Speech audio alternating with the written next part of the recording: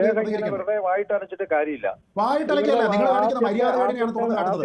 വായിട്ടലപ്പല്ല, നിങ്ങൾ കാണിച്ചിരിക്കുന്ന കയ്യൂക്കിന്റെ പ്രകടനം ഇന്നുണ്ടായത്.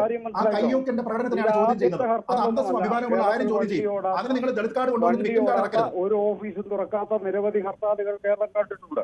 അപ്പൊ ഇത് ആൾക്കാർ മുഴുവൻ തെരുവിലിറങ്ങി എന്തോ വലിയ കുഴപ്പം കാണിച്ചു എന്നൊക്കെ അതിനെ ഇവിടെ ആൾക്കാർ പുച്ഛിച്ച് തള്ളിയിട്ടുമുണ്ട്. അങ്ങനെയുള്ള ഹർത്താലുകളെ അങ്ങനെയുള്ള ഇവിടെ ഹർത്താലുകൾ നടന്നിട്ടുണ്ടല്ലോ, ഇല്ലേ? ഹർത്താൽ ആക്രമണം നടന്നിട്ടില്ലേ? അത്തരം ആക്രമണങ്ങളൊന്നും ഇതിനകത്ത് നടന്നില്ലല്ലോ. വണ്ടി തടഞ്ഞു. ആര് പറഞ്ഞു? ഒരു വ്യക്തിക്ക് കീമോതെറാപ്പിക്ക് ഡേറ്റ് കിട്ടിയാൽ ആ ദിവസം പോകണമെങ്കിൽ നിങ്ങളുടെ ഹർത്താലിന്റെ നേതൃത്വം നൽകുന്ന ആൾക്കാർ തീരുമാനിക്കണമെന്ന് പറയുന്നത് നിങ്ങളാണോ തീരുമാനിക്കുന്നത്? അബ്സല്യൂട്ട് റൈറ്റ് ആണോ അല്ലയോ? ഈ പറയുന്നത് എന്റെ വീട്ടിൽ വന്ന് ചോദിക്കണം എന്നൊക്കെ പറയുന്നത് തേർഡ് റൈറ്റ് വർത്താനം നിങ്ങൾ പറയരുത്. Third right വർത്താനൊന്നുമല്ല.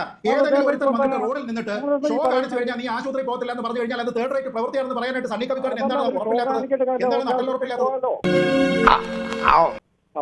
താങ്കൾ പറയണം, നിങ്ങളുടെ കൂട്ടത്തിൽ നിന്ന് ഒരാൾ വന്നിട്ട് പൊതുനിരത്തിൽ വന്നിട്ട് ആശുപത്രിയിലേക്ക് പോകേണ്ടുന്ന ക്യാൻസർ രോഗിയോട് നീ ഷോ കാണിക്കുന്നുണ്ട്, നീ പോകണ്ട എന്ന് പറയുമ്പോൾ ആ കാണിക്കുന്നതാണ് സാറേ തേർഡ് റേറ്റ് പ്രവൃത്തി. അല്ലാതെ അത് ആ കാണിച്ചിരിക്കുന്ന തെമ്മാടുത്തമാണെന്ന് പറയുന്നത് അല്ല തേർഡ് റേറ്റ്.